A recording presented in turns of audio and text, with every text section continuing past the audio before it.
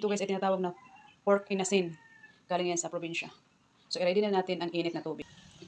Dito ko ilagay ang pork inasin. I-boil ko muna siya. Nagkulo na siya guys, ilagay na natin. Kaya super ala talaga siya ba.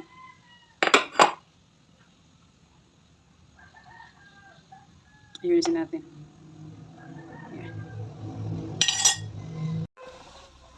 Ito na siya guys. Hintayin natin hanggang lalambot ito siya.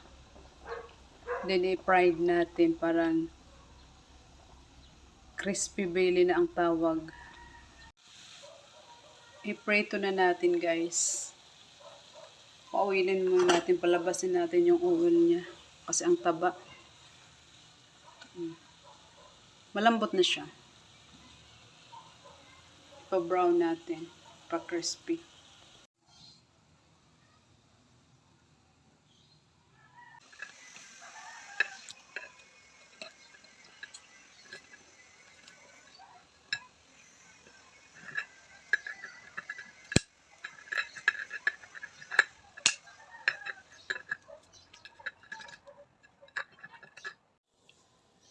Luto na siya guys. Ito na siya ang result.